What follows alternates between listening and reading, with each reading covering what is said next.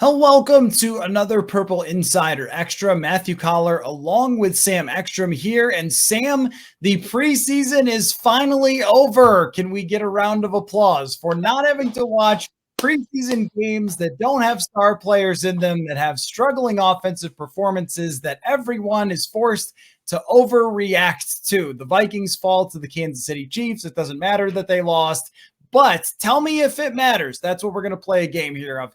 The first team offense struggled once again. The second team offense did not perform very well.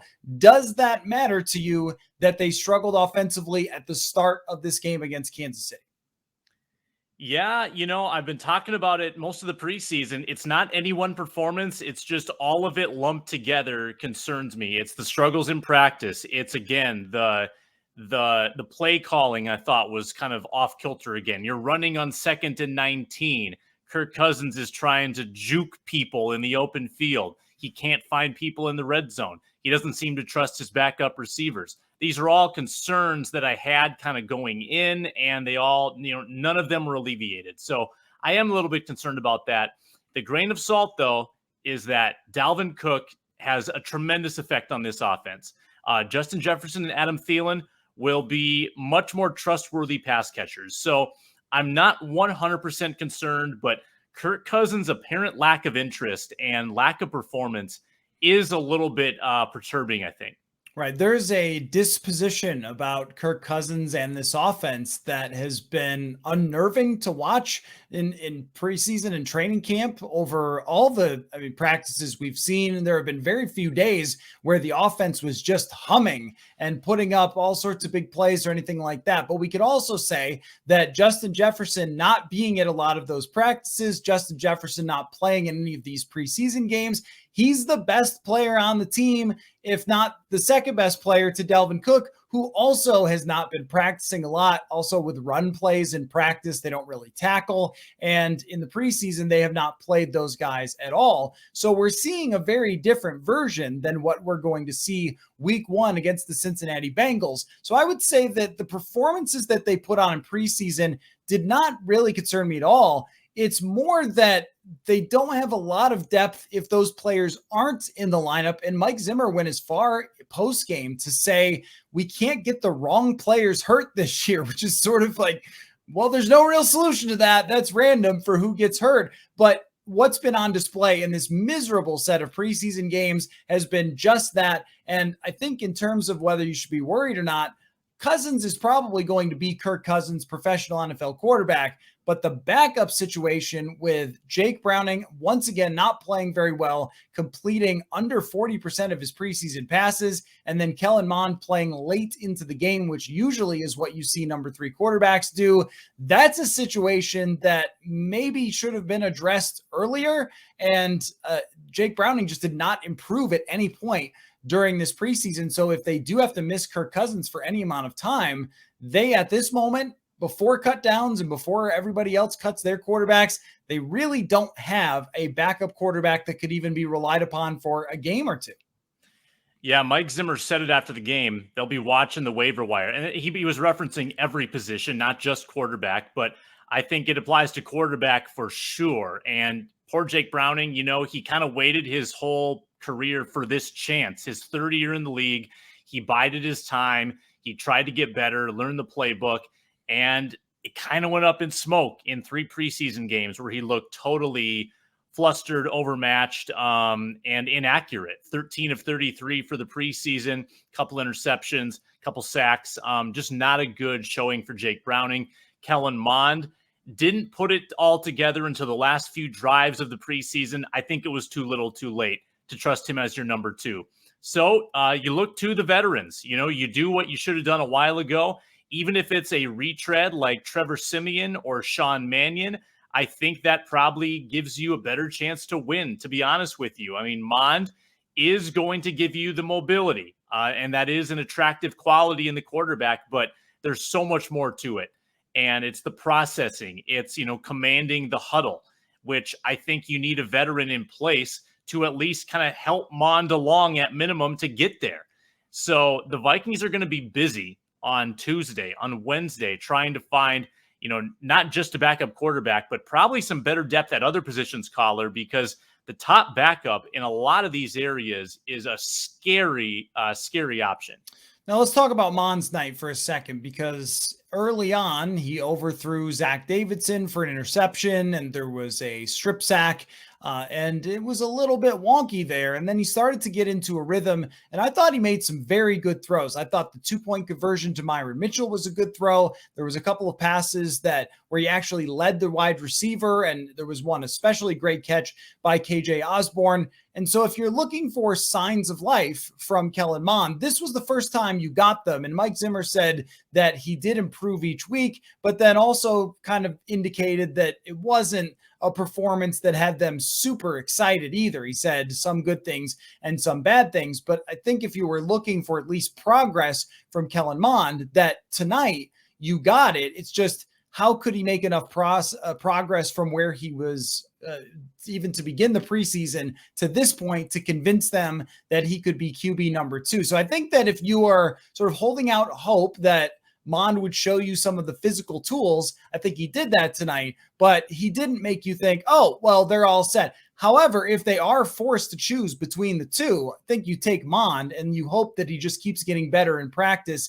day after day. Now, I'll give you a good thing of this game for the Vikings and their defensive line depth, which is that Everson Griffen only played a few snaps, but he looked absolutely fantastic. And again, Mike Zimmer was not Mr. Hype after this for Everson Griffen and said something about got to see who these guys rush against and so forth. So no, he was not rushing against Andrew Whitworth or Teron Armstead in this game coming in the second quarter, but the burst was still there. The power was still there. He hit the quarterback. He got to the quarterback, and Everson Griffen showed that he is immediately their best option there across from Danielle Hunter. Yeah, you hear the legendary tales of Kirby Puckett beating out infield hits in spring training. It felt like Everson Griffen was giving a playoff level effort in this preseason game to show that he still had it. And he had it. I mean, he had the spin move going. He was winning to the outside. He was anticipating the snap count, and he didn't jump off sides, Coller. I was expecting the patented Everson Griffen off sides, and that didn't even happen. I felt like he was affecting the play on almost every snap he was in there, and it wasn't that many, but it kind of worked out perfectly where the Chiefs just kept having long third downs, and Griffen got in exactly the position where they want him to, and he looked like vintage Everson Griffen, even if it was against a backup left tackle. That is a great sign, and I think it might validate the team in just saying, all right, Stephen Weatherly, you had your chance, but you are now DE4. We're demoting you behind Wanham, behind Griffen, and I think that's the right move because I saw more from Griffen tonight than I've seen from Weatherly all August. Yeah, I agree. And it shouldn't be that hard when you're in against second teamers to get some pass rush pressure going on, or at least win a couple of reps. And we haven't seen a whole lot of that from Stephen Weatherly, except for on a handful of occasions. But Everson Griffen comes right in and shows that he's still got what made him really good. Now, that doesn't mean that he's going to be 2017 Everson Griffen, but competent, successful on third down rushes. That's what they're looking for from Griffen, playing at an NFL starter level. Even if they say he's situational, I'll believe that when I see it. Maybe for week 1, he'll be situational, but I think as the season goes along, we will see more of him. Greg Joseph missed a 51-yard kick later on in the game. Mike Zimmer chose to go for 2 rather than kicking an extra point, and also pulled the kicking team off the field after a penalty by the Kansas City Chiefs and let Kellen Mond just go for it. Is that a sign that Greg Joseph's time is done? And if so, what do they do at kicker? And if not, can they trust Greg Joseph for key kicks? It's going to be like when Gary Anderson had to kick 52-yard field goals. Hold your breath, because the long kicks have been a huge problem for Joseph. I think those were problematic in his 1 year with Cleveland as well. So that obviously is his kryptonite. We haven't seen him do very well in those in practice. So this is a continuation of a bad trend. You might have to hope for a Dan Bailey-like figure to fall in your lap from another team. Once again, the Vikings have kicker problems. I mean, it's not as drastic maybe as, I think Blair Walsh missed 4 kicks in a preseason game one time. It's not quite that, but Yeah, it's a concern because when you're an indoor kicker, you got to make 50-yard kicks. You got to make more than half for sure. And right now, Joseph has missed a couple here in back-to-back games. So I think that they can trust Greg Joseph to an extent, but I'm not going to hang my hat on him if they need a 52-yarder at the end of a game. A tough preseason overall. Give me a 1 to 10. How much does it matter? 10 means, this bad preseason is a sign of bad things to come. And 1 means, hey, nothing to see here. Where are you at on that 1 to 10 scale? About a 6. I think it's more of a problem than not a problem because of the negativity, the injuries that occurred, the lack of depth, which you will surely need to tap into at some point. You're not going to get through the whole season without needing that depth. And the play calling, I'm still not. I don't know what Clint Kubiak is as a play caller yet. They're moving him from on the field to up in the box, and they don't even know where he's going to call plays from. Like it's all very fluid to me. And, coaching staff situations with Rick Dennison, like I think all of that could play a part down the road. So I think it's a 6. I'm more concerned than I am relaxed. I think that 6 is right. And normally I would be the person coming out of the preseason game saying, I don't know, 2. But usually we don't have this many things that are hits for the team as we go along. And I think if anything, it's the amount of guys who are coming out of this dinged up. Christian Darrisaw not playing, Adam Thielen with the thigh injury, Justin Jefferson returning from a shoulder injury. We have not seen Dede Westbrook really practice yet. So those types of things start to add up after a while, and it's just been said over and over, but the depth, even Mike Zimmer said it, it's just really not there. And Zimmer said the key guys can't get hurt, which makes you think, well, maybe they'll be looking for improvements in the coming days, but they're going to have to rely on everyone staying healthy for this team. And so if that's the big picture takeaway from training camp preseason, then yeah, this could be foreshadowing or it might not be. It really depends on how the team comes together around Kirk Cousins